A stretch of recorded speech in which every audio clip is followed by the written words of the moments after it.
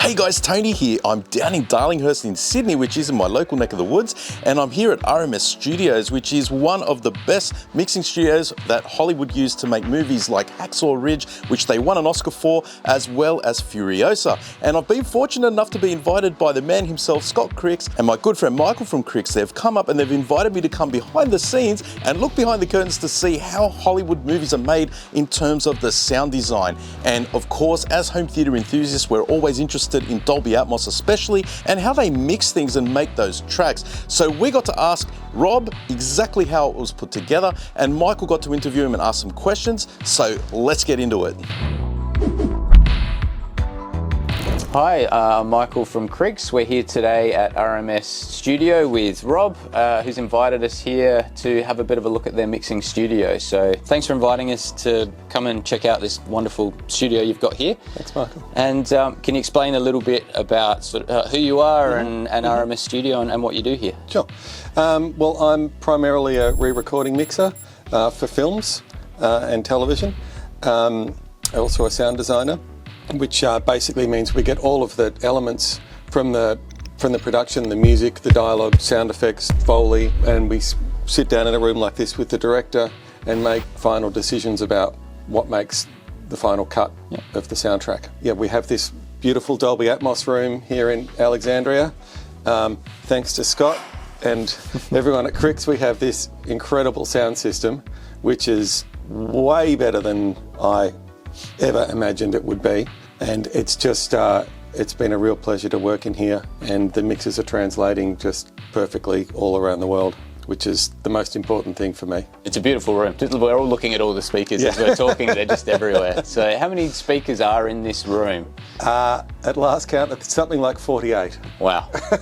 Wow, and then the subwoofers as well. I think I count at least eight dual subs or something like that. So there's a lot of subwoofers. 4 on the floor, 4 dual 18s on the floor, and 4 in the ceiling, believe it or not. Yeah, plenty of bass. But what it means is there's headroom for days, which means we can experiment with how much sub we put into the mixes, and we're not limited by, we've run out of headroom or whatever. We can do everything to taste, not to technical limitations. And that's very important when we're working with world-class directors. You almost need the technology to be invisible. The director is not interested in the tech. They're interested in how we can elevate the experience for the audience. And the more we can make the tech invisible and them excited, the better. The better, yeah. And what are some of the films you've worked on in the past? Well, I think one of the first films I worked on was Chopper. Oh, well, yeah, Chopper. Yeah. So started on films like that. All the way through to Hacksaw Ridge for Mel Gibson, which we won the Oscar for, which was just absolutely life-changing and incredible. So the full gamut, really. Australian films through to international films. A real career highlight for me was working on Furiosa with George Miller and 3,000 Years of Longing with him as well. That was, you know you've made it when you're working with George. Yeah, absolutely. Just, I could die happy after that experience. So can you tell us a little bit about the production process for how the film works its way through, especially from an audio and sound perspective? Well, obviously, first of all, the script is written, and that's sort of around, after the film's been greenlit, maybe even before, that's when I get involved. It's when usually the director or the producer will reach out with, a script and get some feedback and maybe some ideas to contribute to the script. And then I don't hear from them for a long time when they go away and shoot the film. And then the sound recordist and the boom swingers and everyone record the on-set dialogue. So I'll have some conversations with them. In the case of Furiosa, it's Ben Osmo and his incredible team. And I might go out to set as a treat. Wow. Yeah. As I did on Furiosa and hung out in Ben's van. Oh, wow. Drove around while he recorded all the dialogue. Yep. That was an incredible setup. He had microphones on every camera as well as boom swingers everywhere. Wow. So if a camera was on a crane coming into a canyon or something, there'd be a mic on it. Yep. He just had everywhere. mics everywhere. Yeah. You look under every motorcycle, there'll be a bug. Wow. He just had them planted everywhere you could possibly imagine. And then eventually the film's edited. So we'll go in and watch rough cuts of the film and talk about the sound design. We'll contribute sounds. We contribute little individual mixes of sounds that go into the Avid, and we'll just work like that. We'll have meetings in the cutting room, and then we'll go ahead and build the film up with our Foley, ADR, sound effects, music, and finally we sit down in here with the director with all the tracks built and do the final balances. And that process takes up to sort of 3 weeks, where we'll sit down, work on the film, screen it, get notes from everyone, and basically refine it down. You're sort of doing passes over the movie until it's really solid. Yep. Wow. It's a process. Yeah. And then eventually we take the Dolby Atmos theatrical mix and we'll go into a smaller room, about the size of a lounge room, and mix it for home. What sort of software do you use for the process of mixing Atmos? What sort of workflows there, and what sort of software do you use to bring it all together? It's changed a lot over the years. Used to be, of course, no software at all. It was real film. Yep. So we'd lock up a bunch of dubbers and tape and bring it into a proper mixing console. With valves and transistors and everything. Miss those days and don't miss those days. Nowadays it's all in the box, as we call it, all on computers. Even the mixing consoles are virtual mixing consoles. They're like a giant mouse and keyboard, really. So no sound actually travels through these consoles anymore.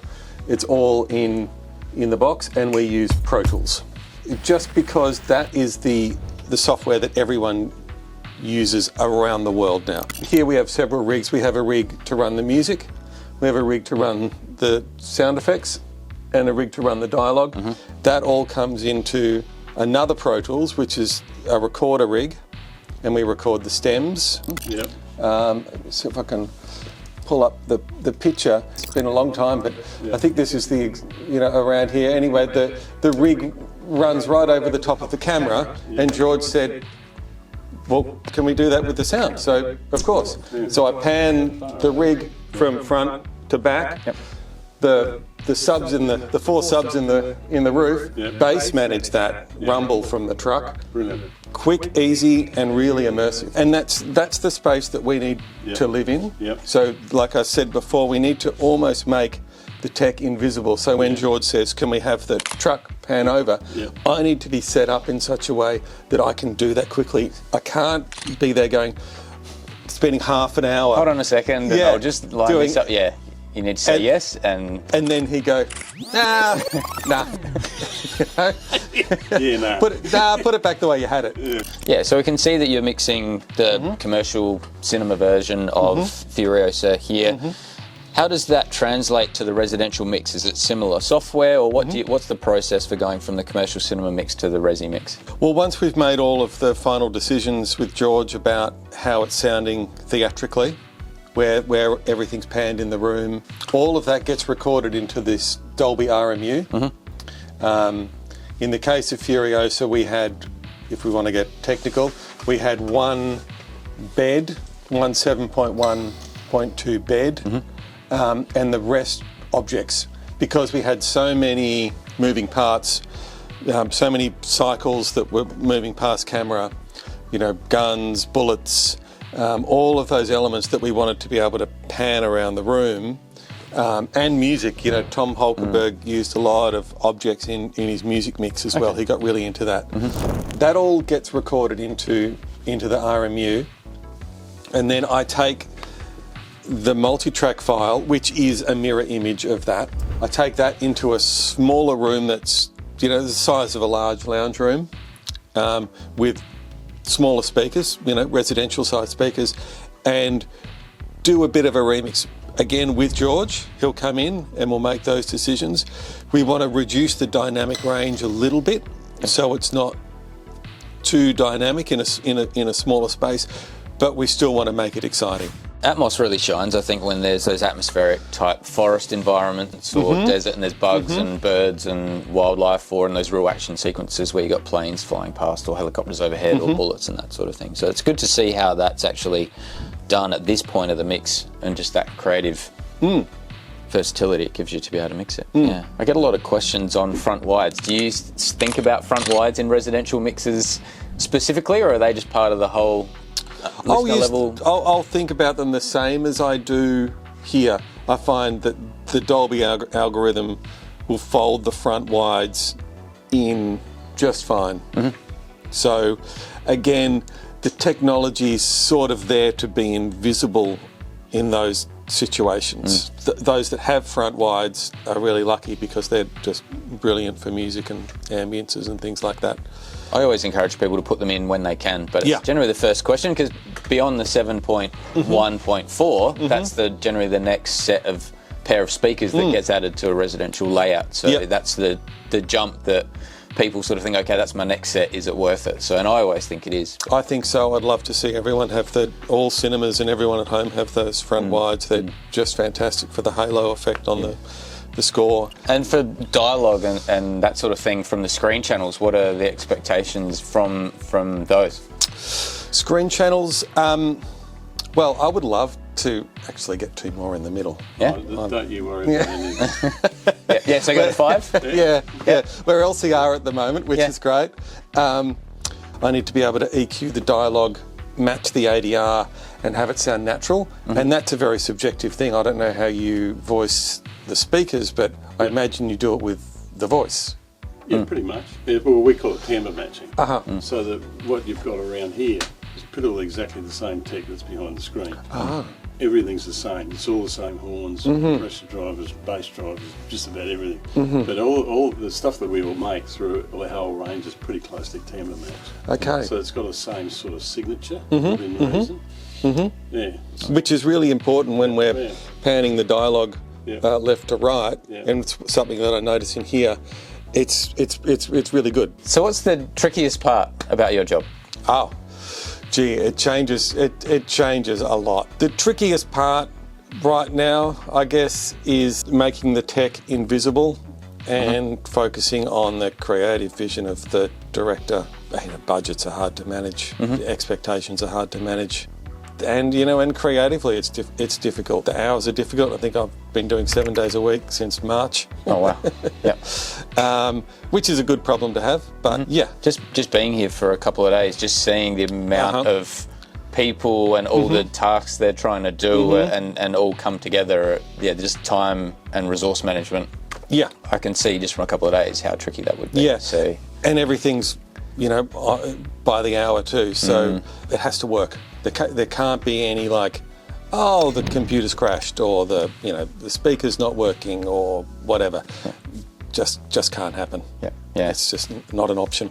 And conversely, what's the easiest or most fun part of the job that you enjoy the most? Probably the most fun is the early stage when you're talking about the concepts for how the film's going to sound and coming up with those ideas and experimenting and seeing what sticks. And then, also this part where we're finishing and we're seeing it come to life. That's great too. It's funny. The start's all like hopes and dreams and, creative. Very floss. And the delivering is the hardest part. For sure. So growing up, was there a music or movie or cinematic experience that really fueled your passion to do what you do today?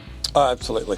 I was always into music as a kid, and I was always into the way records sounded. I was into the music, but also the sound of the record, and I could tell if a record was well recorded and mixed versus not, and how that influenced me liking the music. And I worked out very early on that the sound of the record was you know, not as important as the songs and the performances, but played a really significant part.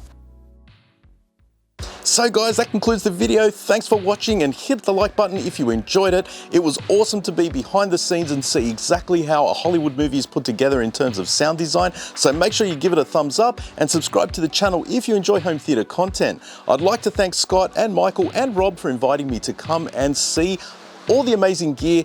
Of course, as a big fan of Krix, you can see I'm even wearing the Krix shirt.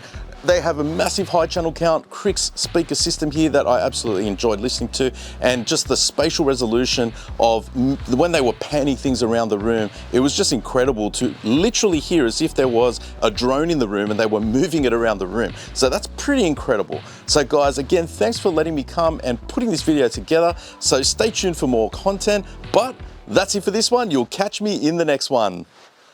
Bye for now.